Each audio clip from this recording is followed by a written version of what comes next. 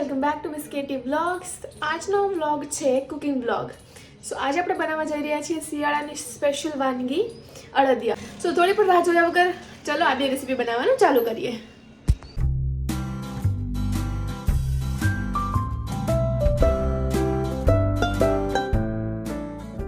તો આ બધો સામાન રેડી છે અડદિયા બનાવવા માટે. મમ્મીએ બધું જ કાઢીને રાખ્યું છે.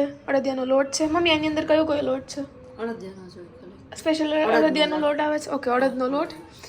દેન આ છે ગુંદ, બદામ, કિસમિસ, કાજુ, બહુ બધું ઘી, થોડું દૂધ અને આ છે સાકરનો બૂરો. ખાંડનો બી લઈ શકો પણ અમે લોકો સાકર યુઝ કરીએ છીએ તો સાકરનો બૂરો. તો ચલો આજની પ્રોસેસ ચાલુ કરીએ મમ્મી. બધું સાઈડમાં રાખી અને સૌથી પહેલાં શું કરવાનું રહેશે મમ્મા? ધાબો દેવાનો રહેશે. ધાબો દેવાનો મતલબ?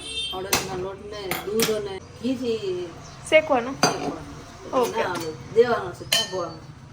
ઓકે, જોઈએ ચલો આપણે ધાબો દેવો કોને કહેવાય.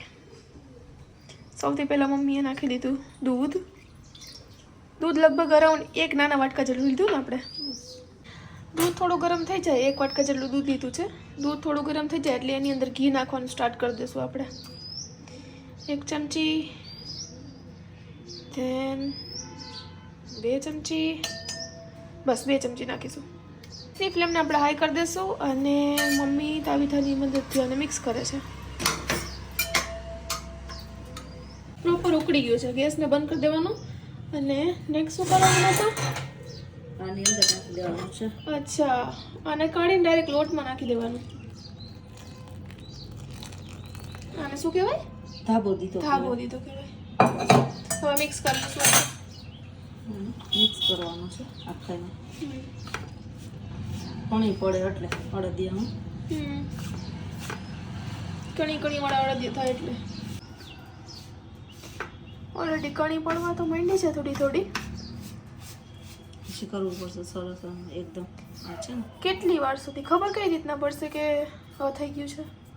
એટલે આમ ચાળવું પડે ને એટલે પછી આમ આવી રીતે કરવું પડે છે. ચાળવાનું એટલે આ બધાને પ્રોપર ભળી જવું જોઈએ. ઓકે,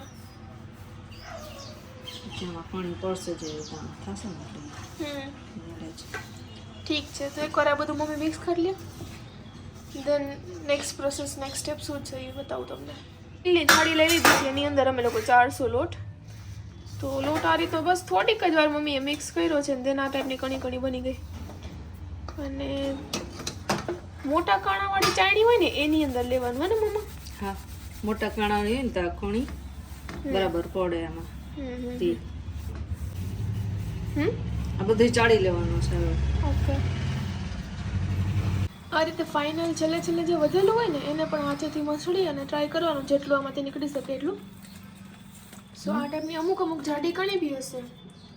અને અહીંયા ઓલરેડી લોટ તો કાઢેલું છે. કોઈ બધાને મિક્સ કરી દઈશું ચાળીને એટલે અડદિયા સરસ કણી કણી વાળા બનશે.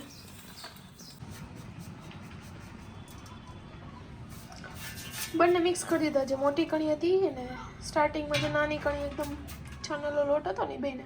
હવે મમ્મી નેક્સ્ટ શું કરવાનું છે? હવે એને ઘી મૂકી શેકવાનો છે. શેકી લેશું હવે આપણે એને. ફરીથી સેમ જ. હા, એ ઘી વાળું હતું એ જ મૂકી દેશું ને? હા.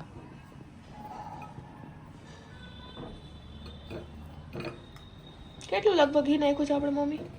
બસ લગભગ અડધો કિલો જેવું હશે. અડધો કિલો ઘી છે? કિલો જેવું. ઓકે, પછી જોશે તો વધારે નાખશું પાછું. ઓકે. ગરમ થાય ત્યાં સુધીનો વેઇટ કરવાનો કે આ નાખી દેવાનો લોટ? ગરમ થવા દે.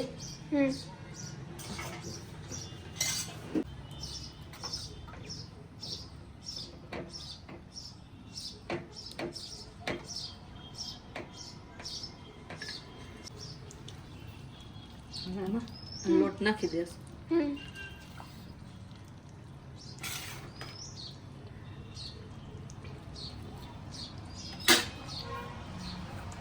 વચ્ચે થોડું થોડું મિક્સ કરતો જવાનું લોટ નાખીને. ઘી જોશે ઘી નાખતા જશું. જેમ ઘી જોશે એમ ઘી નાખતા જશું, બરાબર ને?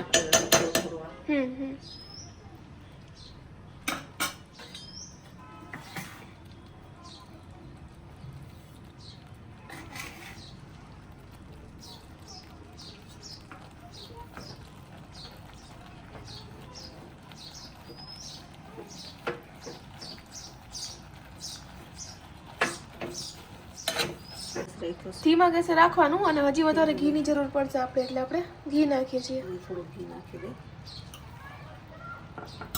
હજી લોટ ઘી નાખી અને પાછું આપણે થોડોક લોટ પડ્યો છે નાખી દેશું. નાખી દઈશું બરોબર.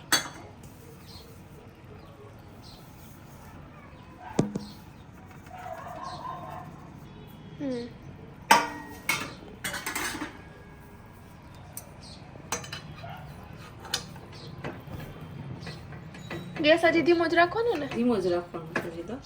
બધું મિક્સ થાય ને ત્યાં સુધી આ ઘી ઉકળી જાય થોડું. ધીમો રાખવાનો છે ગેસ થોડો. શું સ્ટેટસ છે મમ્મી આપણા અડદિયાનું? બસ આ લોટ શેકવાનો છે હવે. આ મિક્સ થઈ ગયું ને ઘી હા, એટલે હવે લોટ શેકવાનો છે. લોટને લગભગ આપણે કેટલા ટાઈમ સુધી શેકવો પડશે? 20 થી 25 મિનિટ, જ્યાં સુધી કલર ચેન્જ ન થઈ જાય ત્યાં સુધી. 20-25 મિનિટ લાગશે ધીમા તાપે. બહુ ફાસે નહીં શેકીએ આપણે, તો બળી જશે. ઓકે, ધીમા તાપે શેકશું આપણે. લોટને 20 થી 25 મિનિટ જ્યાં સુધી કલર ચેન્જ ના થાય ત્યાં સુધી શેકી લઈશું આપણે. શેકી અને પછી બધા ડ્રાય ફ્રૂટ્સ ને એવું નાખવાનું થશે ને કે હા, એ પછી. લાસ્ટમાં?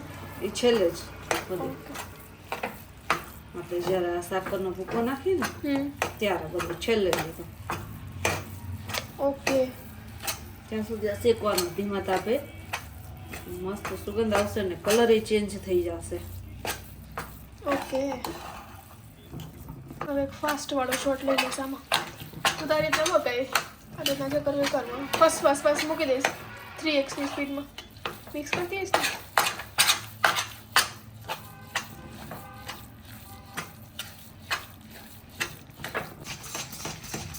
કેટલી 15 મિનિટ થઈ ગઈ હશે મમ્મી? 15 મિનિટ થઈ. 15 મિનિટ થઈ અને હું બી વચ્ચે હા મિક્સ કરતી હતી અને હમણાં ફરીથી મેં ટચ કર્યું ને અને ટેક્સચર ઘણું ચેન્જ થઈ ગયું છે. પેલા કડક હતું, હવે ઘી ઓગળ્યું છે ને તો થોડું ઢીલું થઈ ગયું છે ને મમ્મી? ઢીલું થઈ ગયું ને. હજી ઘી છૂટું પડશે. હજી 10 મિનિટ શેકવો પડશે. હજી કલર ચેન્જ હજી પૂરેપૂરો નથી થયો છે ને. હા. મીનવાઇલ કાજુ બદામને મેં કટકા કરી નાખ્યા છે અહીંયા. બસ હજી 10 મિનિટ વળવા દઈશું કલર ચેન્જ થાય ત્યાં સુધી. હા, 10 મિનિટ હજી રહેવા દેવો પડશે, શેકવો પડશે. ગોર્જિયસ મમ્મી મારી અડદિયા બનાવે છે અને મને વિડીયો બનાવવા ના પાડતી હતી પણ સ્ટીલ મેં એનો વિડીયો લઈ લીધો. મમ્મી હજી કેટલી વાર છે? હજી 5 મિનિટની વાર છે. 5 મિનિટની વાર છે હજી. હા, દૂર રહે. ધ્યાન રાખજો બધા, ઉડે ગયા તો બહુ ઉડે છે. કલર તો ચેન્જ થઈ ગયો લાગે છે હવે. ઓલમોસ્ટ ડન જેવું છે. 5 મિનિટ કરી તો હજી. હજી થોડોક શેકવો છે. ઓકે, હવે રેડી છે. કલર એકદમ ચડી ગયો છે. આની અંદર સૌથી પહેલા મમ્મી હવે ગુંદ નાખવાનું રહેશે ને આપણે? હા, ગુંદ નાખવાનો છે એટલે ઈ ગુંદ છે ને ઈ તળાઈ જાય. ગેસ બંધ કરી દેવાનું અને પછી આ બધી ગેસ પ્રોસેસ બંધ કરી કરવાની દેવાનો છે. બધું. હા, પછી પ્રોસેસ થશે. અને આમાં નાખવાનો છે આપણે ગુંદ. ગુંદ.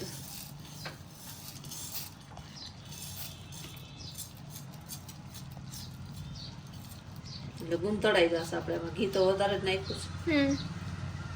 ગુંદ હમણાં તળાવવા મળશે. અવાજ આવવા માંડ્યો. દેખાડ તો મમ્મી ગોંદ ઉપર કરીને જો. ચડાવવા માંડ્યો ને? હા, પરફેક્ટ. અને હવે આને છે ને ઠંડુ થવા દેવાનું છે. પછી આપણે આ દળેલી સાકર નાખશું. ઓકે, જો ગુંદ થઈ ગયો છે ને. મજા આવે છે ગુંદ જોવાની તો.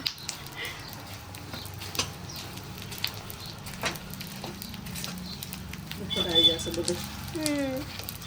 પ્રોપર મિક્સ કરવો પડશે. હા, અને ગુંદ થઈ જશે. અને આ ડ્રાય ફ્રૂટ એ નાખી દે એટલે એ થોડા ઘણા રોસ્ટ થતા થાય. તાતા થાય. મીઠું છે, કાજુ બદામ અને દ્રાક્ષ. કિસમિસ.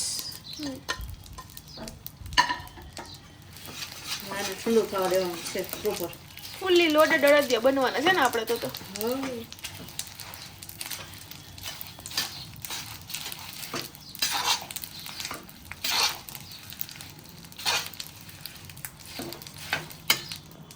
ઠારવા માટે જેમાં લોટ આપણે ઓલો ચારેલો છે ને એની જ અંદર નાખી દઈશું. થોડુંક મોટું બટન છે ને એટલે.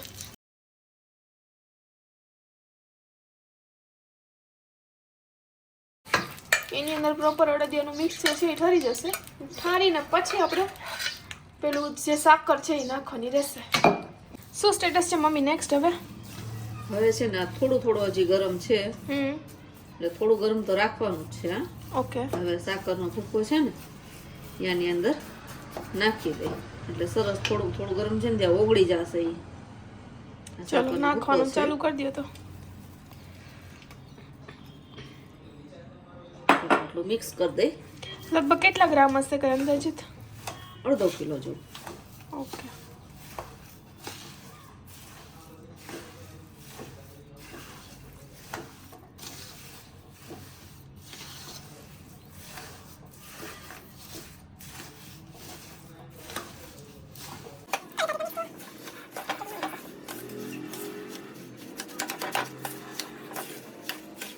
ઠંડુ થઈ ગયું છે. હવે આપણે આની અંદરથી અડદિયા બનાવી લેશું.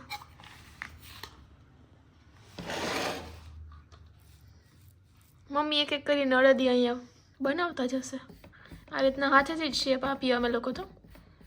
ઘણા લોકો થાળીમાં આખું સ્પ્રેડ કરીને ચોરસ કટકા બી કરતા હોય છે, પણ અમે ઓથેન્ટિક આ જે અડદિયાનો શેપ હોય છે ને એ શેપમાં બનાવીએ છીએ, તો ખાવાની અંદર મજા આવે.